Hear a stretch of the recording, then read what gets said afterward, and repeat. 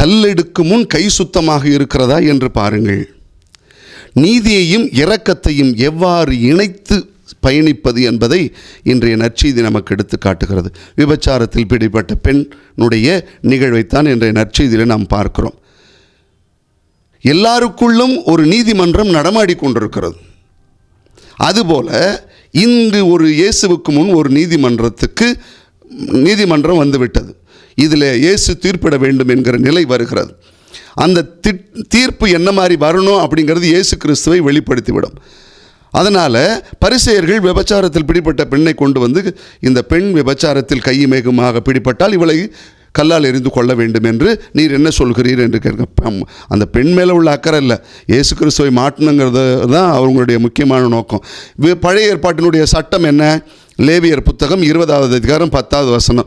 யார் விபச்சாரத்தில் பிடிபட்டாலும் ஆணாக இருந்தாலும் பெண்ணாக இருந்தாலும் மரண தண்டனை விதிக்கப்பட வேண்டும் என்பது சட்டமாக இருக்குது. ஆனால் பரிசேயர்கள் கொண்டு வந்திருக்கிறது விபச்சாரத்தில் பிடிபட்ட பெண்ணை மட்டும். இங்கே நாம் யோசிக்கணும், எங்கே அந்த ஆண் அப்படின்னு ஒரு கேள்வி வருது. இதில் என்னமோ மிகப்பெரிய சதி இருக்குதுங்கிறதையும் நாம் தெரிஞ்சுக்கணும். ஒரு யூதர்களுக்கு மரண தண்டனை விதிக்க வேண்டும் என்று ஆகிவிட்டதென்றால் அதற்கு ரோமை ஆளுநருடைய அனுமதி வேண்டும்.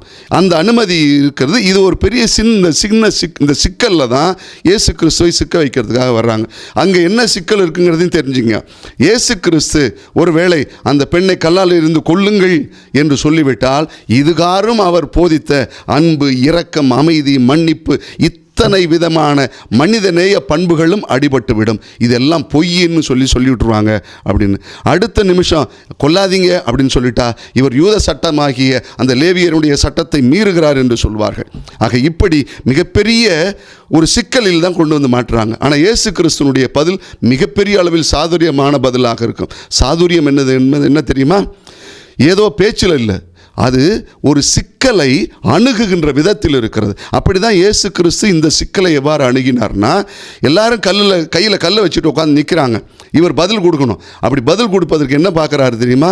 உங்களில் பாவம் செய்யாதவர்கள் முதலில் கல் எறியட்டும் என்ற ஒரு மிகப்பெரிய செய்தியை அங்கு சொல்லிவிட்டு, எல்லாருக்குள்ளும் சட்டத்தை குறித்து யோசிப்பதை விட உங்களுடைய மனசாட்சியை குறித்து யோசியுங்கள் என்று சொல்லி இந்த பிரச்சனையை அவங்களுடைய மனசாட்சிக்கு தள்ளி விடுறார். அந்த மனசாட்சிகளை தள்ளி விட்டு இதுக்கு பிறகு நீங்களே முடிவெடுங்கள் சொல்லுகிறார். அதனால் தான் சொன்னேன், கல்லெடுக்கும் முன் கை சுத்தமாக இருக்கிறதா என்று யோசித்து பார்க்க வேண்டும்.